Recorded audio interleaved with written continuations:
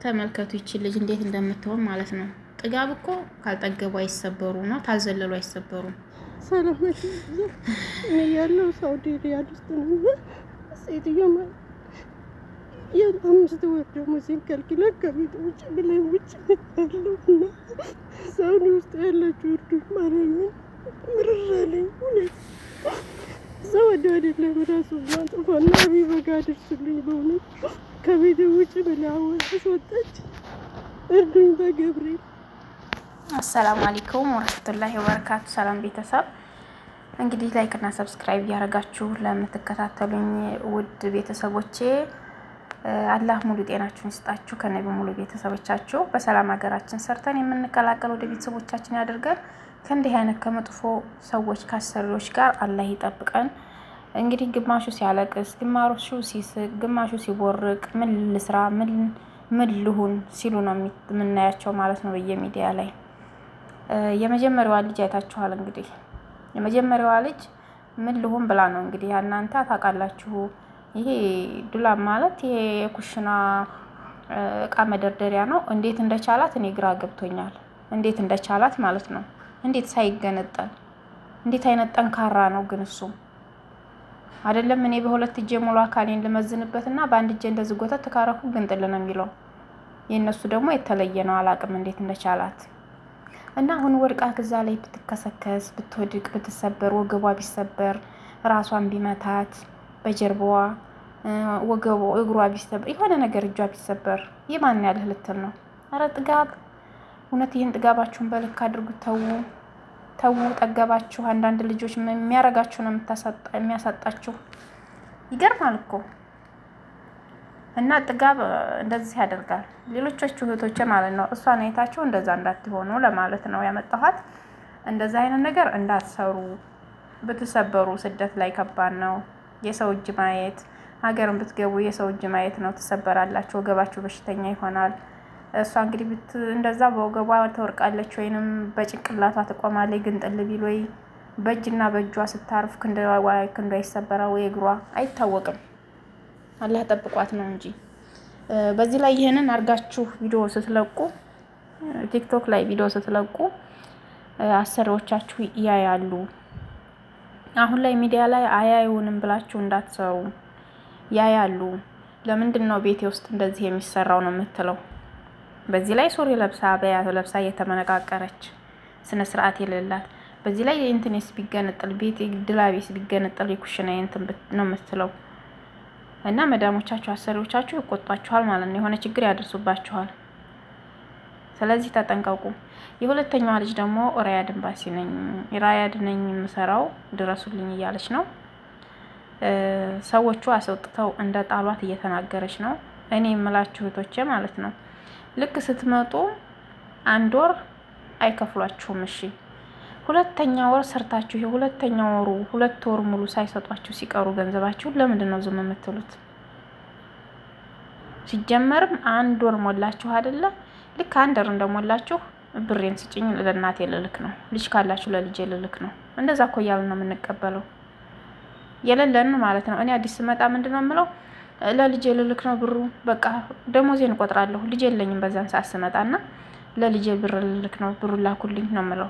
የኔ ሰዎች ማሻአላህ በጣም ጥሩ ሰዎች ነበሩ እና ብሬን ቶሎ ይልኩልኛል።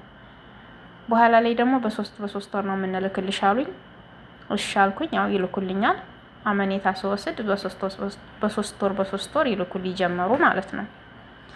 እና ለምንድን ነው ዝም የምትሉት? ገንዘባችሁን መጀመሪያ ላይ ለምንድን ነው የማትቀበሉት?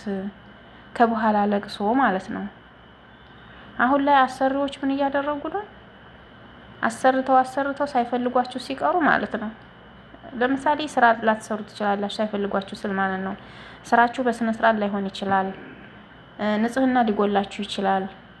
በተለይ ንጽህናችንን ካልወደዱን በጣም ነው እንትን የሚሉት። ስራውንስ እየነገረችንም ምንም እያልን እናሻሽላለን። የንጽህና ጉለት ግን ካለብን አረቦች ይጠሉናል ማለት ነው። በጣም ይጠሉናል። እባካችሁ እህቶቼ ንጽህናችሁን ጠብቁ። በተለይ በሙቀት ሰዓት ላይ ታጠቡ፣ ራሳችሁን ጠብቁ። የሚሰራ ሰው ላብ ይወጣዋል፣ ላባችን ይሸታል። እነሱ አይደለም እንኳን ታጥበን እንደዚህ ዝም ብለው እንደው የኛ ሽታ ማለት ነው። ሽቶ ብንርከፈከፍ ሙሉ ሰውነታችንን አንጣፍጣቸውም፣ አይወዱንም። ስለዚህ ታጠቡ።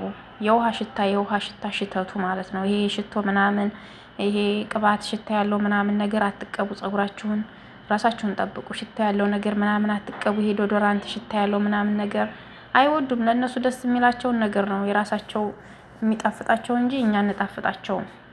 ስለዚህ ንጽህናችሁን ጠብቁ። ሁለተኛ ነገር ደግሞ ስራ በአግባቡ ስትሰሩ እጃችሁን ነው የሚመለከቱት። የእጅ ንጽህና ምንድን ነው?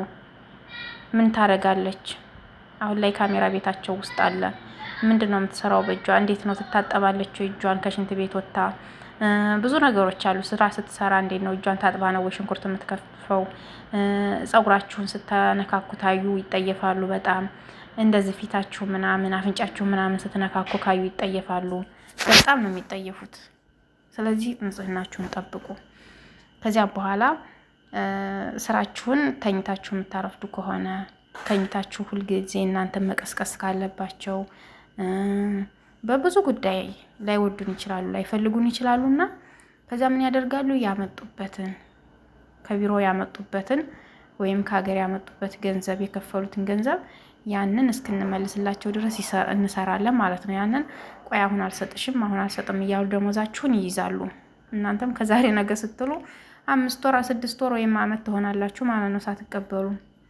ከዚያም በኋላ አስወጥተው የፈለገባት ትሂድ ብለው ይለቋችኋል። እንደዛ እየተጠቀሙ ነው አሁን ላይ አሰሪዎች ማለት ነው። ብዙ ልጆችን እያስወጡ እየጣሉ ነው። በቃ ለምንድን ነው እናንተ ዝም የምትሉት እስከዚያ ድረስ ነው የኔ ጥያቄ። የ1 ወራችሁ ሲያልፍ እሺ ይለፉ። የ2 ወራችሁን ሞልታችሁ ሲያልፏችሁ ለምንድን ነው የምትሰሩት? እንዲህ የምንመጣው እኮ ከሀገርኛ ሰርተንላቸው ብር ሊከፈልን ነው በወር እንጂ በአመት ወይም በ5 ወር ሊከፍሉን አይደለም የምንመጣው። ንግግር የለንም።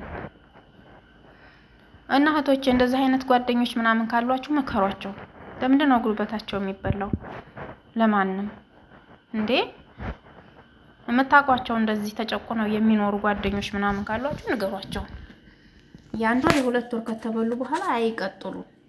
ወይም መጥፋት ነው ቢሮ አንወስድም ካሏችሁ ወይም ወጣችሁ መጥፋት ነው። ህገ ወጥ ሆናችሁ መስራት። ምን ሆነናል እኛ? ህገ ወጥ ሆነን እየሰራን ነው። ምንም የሆነው ነገር የለም። አሁን ላይ ጊዜው ተበላሸና የስራ መጥፋት ምናምን አለና ነው እንጂ ምንም አልሆንም። ምንም የጎደለብን ነገር የለም። ማንኛውንም ነገር እያደረግን ነው። እና እንደዚህ ሆናችሁ ከማልቀስ በኋላ አስወጥተዋችሁ ከቤታቸው ያስወጧችኋል። ከዚያም በኋላ ማን ጋር ነው የምትሄዱ? ተደዋውላችሁ ሰው ላታውቁ ትችላላችሁ። ብዙ ችግር አለ። ስትወጡ ወታችሁ ቁጭ ስትሉ የማይሆን ሰው መጥቶ በዚህ ቦታ እኔ በቃ እንሂድ በዚህ ልውሰድሽ ምናምን ይላችሁና ሌላ መጥፎ ቦታ ይወስዷችኋል። ስለዚህ ጥንቃቄ ማድረግ ያለባችሁ መቼ ነው? መጀመሪያ ላይ እንደመጣችሁ የ1 ወራችሁን ሳትከፈሉ ስራ አትስሩ። አይ እኔ ብሬን እፈልጋለሁ በሉ። ሁለተኛ ደግሞ የ1 ወሩን እሺ ያሳልፏችሁ፣ በሁለተኛው ወራችሁ ደግሞ አትቀጥሉ ማለት ነው። 2 ወር ሲወሰድባችሁ መቀጠል የለባችሁ። መቶቼ ጥንቃቄ አድርጉ። በዚያ ላይ ደሞዛችሁ እየተጠራቀመባቸው ሲሄድ እነሱ ደግሞ ከየት ያመጡታል? ሲጠራቀምባቸው መክፈል ያቅታቸዋል። በቃ በዚህ ላይ ደግሞ እንዳልኳችሁ እናንተን ሳይፈልጓችሁ ሲቀሩ ነው ደሞዝ የማይከፍሉት ማለት ነው። አንዳንዶቹም ደግሞ አጠራቅመው የሚሰጡ አሉ። ሁሉም አንድ አይደለም አስተሳሰቡ ማለት ነው። ስለዚህ አስወጥተው በር የዘጉባት ይችላል አይፈልጓትም። ከቢሮ ያመጡባትን ገንዘብ ከሀገር ያመጡበትን ገንዘብ ተቀበሉ፣ እጃቸው ገባላቸው፣ እሷን አስወጥተው ዘጉ፣ ፈለገባት ትሄዳሉ ማለት ነው። እና እህቴ እንደዚህ አይነት ነገር ሲገጥማችሁ እህቶቼ ማለት ነው ደግሞ አትጨናነቁ፣ ራሳችሁን አታሸብሩ። በእርግጥ ያስጨንቃል። ሰው ሀገር ላይ ነኝ ያለ ነው። ምን ይገጥመኝ ይሆን ብለን ማጋ ነው ማርፈው ማን አለኝ የሚለው ነገር ዘመድ ጓደኛም እንደዚህ አላፈራን ይሆናል። አስቸጋሪ ነው። አሁን ላይ ያው ሚዲያ ላይ ከሰው ጋር ተዋወቁ፣ ከሀገር ሰው ስታገኙ ተዋወቁ። ጥሩ ጓደኛ ካገኛችሁ ቁጥር ተለዋወጡ፣ ያዙ። በጭንቅላታችሁም ቁጥር ያዙ ባላችሁበት አካባቢ ማለት ነው። እና ተደዋውላችሁ እንደዚህ ቦታ ላይ ነኝ ምን ይሻለኛል ብላችሁ ወደ ሰው እንድትጠጉ መሆን አለባችሁ ማለት ነው። ደግሞ አንድ ቦታ ቁጭ ብላችሁ አታልቅሱ፣ ተንቀሳቀሱ፣ እንቅስቃሴ ያደርጉ። ስትንቀሳቀሱ የኛን ሰው ታገኛላችሁ። የኛን ሰው ካላገኛችሁ ደግሞ አረቤ ቆርቆራችሁ መግባት ብቻ ነው። ያስገቧችኋል። እዚህ መሻወር እመጣለሁ ብሎኝ ጠፍቶብኝ ነው።